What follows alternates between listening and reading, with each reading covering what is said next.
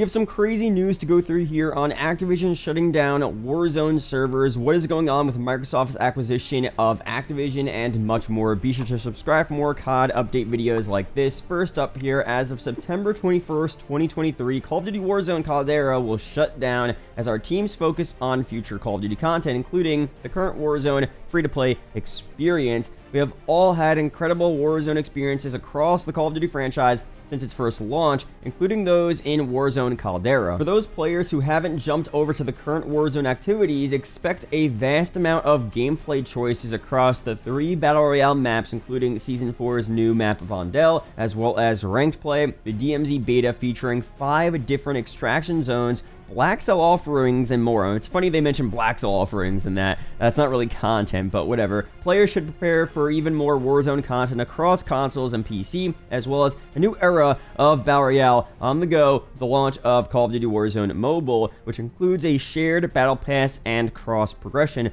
which is pretty cool overall. Call of Duty team and studios look forward to sharing more details soon. Now, this is very important here. Before we break down some more stuff, regarding purchased content in Warzone Caldera, or, Warzone 1 in general, from Modern Warfare 2019, Black Ops Cold War, or Vanguard, that will continue to be accessible in those specific games. So the first problem here, or that people thought was a problem, was that anything you bought, all the bundles and content you bought from Warzone 1, or now just Warzone Caldera, that would be inaccessible forever, and they're pretty much taking your money, removing the game, and you're no longer going to be able to use all of the content you bought from that Warzone 1 game, but you could still use it from the respective premium titles. So if you bought a MW19 themed bundle during Warzone 1, you'll still be able to use that bundle, but just in MW19, not in Warzone. And, same for Cold War and Vanguard. Now, of course, the best thing to do, what they should have done to begin with here, is allow us to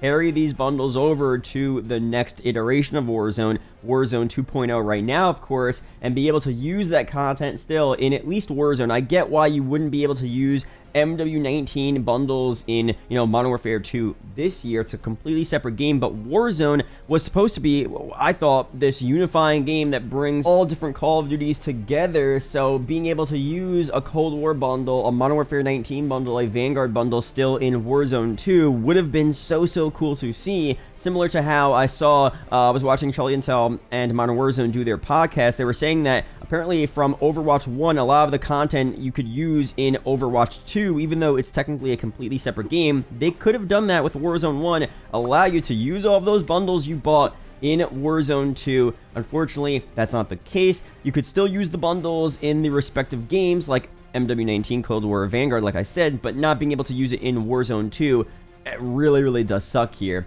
And finally, again, please note that the Warzone Caldera shutdown has no impact to current Warzone gameplay, inventory, or player progression in Al Mazrah or the other available maps, as we look forward to continuing with you in the new Warzone experience. So overall, Warzone 1 is being shut down completely. We did obviously see the removal of Rebirth Island and Fortune's Keep when Warzone 2 came out. Caldera was the last one there, and now Caldera is gone as well. So there's a lot of people very annoyed with this here, and obviously rightfully so. Shouldve's tweeted this out. You can still play Blackout, which came out 5 years ago, but you can't play any of the 5 Warzone maps that came out in the span of 3 years, of course, being the Warzone 1 maps like Verdansk, Rebirth Island, Fortune's Keep, Caldera, all that stuff. Really crazy stuff there. Another tweet here, which does make a lot of sense, and as you guys know, I try to be as objective as possible here. I guess either too many people were still playing Warzone 1 and they felt that they needed to shut it down, or, which is also a possibility, the player count for Warzone 1 Caldera was so low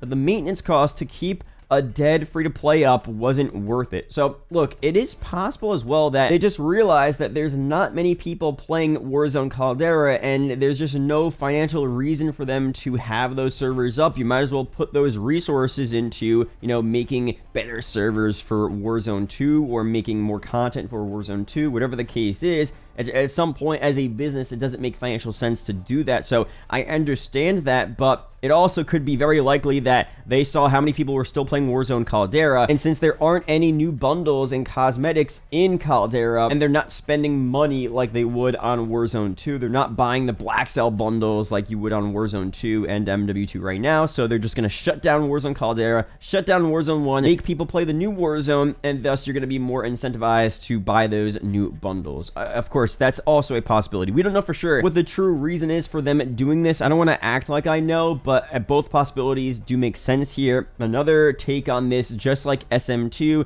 and IW4X, they would only shut it down if it was a threat, which again, I don't think they would only shut it down if it was a threat, but that is a possibility as to why they would shut it down. So I think people have to be kind of clear with their language here, because we don't know for sure why they're shutting this down here, but definitely a huge possibility. They're shutting it down because all of these other client servers, Warzone 1, SM2, IW4X, whatever, it's all a direct competition to what they have right now. They could have just made a good game. Imagine making a new game received so poorly that you have to shut down its predecessor. This has to mean that Warzone 2 is seriously underperforming, even with casuals. And if that truly is the case there, that is insane. And I don't think shutting down Warzone 1 is going to make Warzone 2 better, or make the player count better, or make people enjoy it more. It's just going to make people play other games outside of Call of Duty, you know what I mean? So that is a very interesting situation there. And I don't know, let me know down below your opinions on this here. I mean, at least for me, I personally wasn't going back and playing Warzone 1, so it's not really a big deal to me, and I understand why they would do this here. But if it is because they see it as a threat, it's not going to solve anything. People aren't just going to magically, you know, come to Warzone 2 and all of a sudden like it and enjoy it. What's going to happen is they're going to play less. They're not going to play as much Call of Duty, and they're going to end up playing other games. So we'll see what ends up happening here. Let me know down below if you're super excited about this here, or if it's not that big of a deal in your opinion. You weren't really playing Warzone Caldera, and it doesn't really matter to you. But for some more stuff here,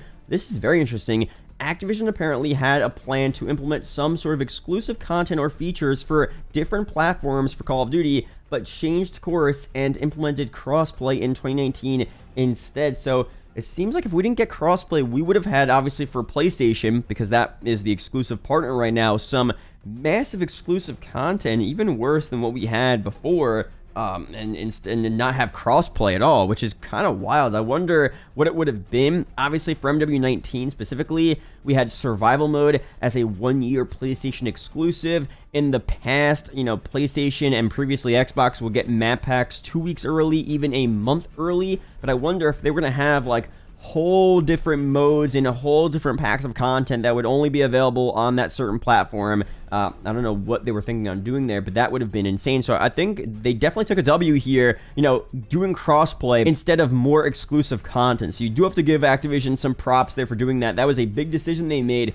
And I think overall crossplay was a net benefit to Call of Duty. Some more stuff here on what's going on with Microsoft trying to acquire Activision. Microsoft lawyers tell the court today that removing Call of Duty from PlayStation makes no financial sense, and says Microsoft gaming team could never justify the revenue loss to the Microsoft board of directors, which I agree with as well. Doesn't make sense for them to make, you know, Call of Duty an exclusive. You know, all you're doing is hurting Sony, which I guess if they want to hurt Sony, they could do that, but you're not really gaining revenue. So you might as well share the profits and in turn get more profits for yourself than knock down your competitor, and you're personally not going to make that much more money. You know what I mean? So it's kind of a win for them to work together and allow Call of Duty to still be playable on all different platforms. Now, more on this here, Microsoft lawyers state that Sony's Jim Ryan said this in an email last year. It's not an exclusive play at all. We're thinking bigger than that. I'm pretty sure we will continue to see COD on PlayStation for many years to come.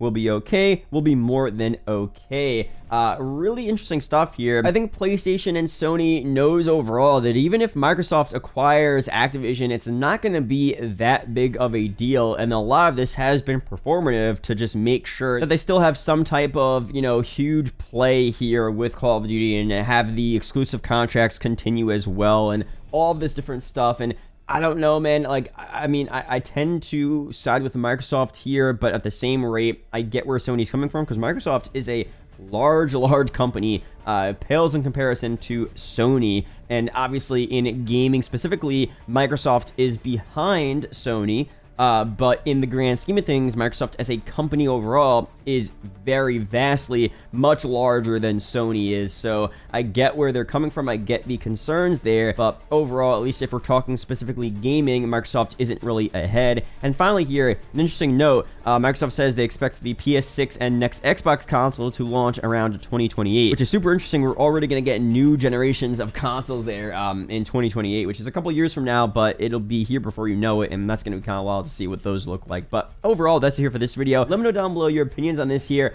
Crazy stuff happening. Be sure to subscribe for more COD update videos like this. Discord down below, Kick for live streams, all of that down below. Really do appreciate it, guys. Shout out to the YouTube channel members as always, and I'll see you guys in the next video or live stream. Peace out, guys.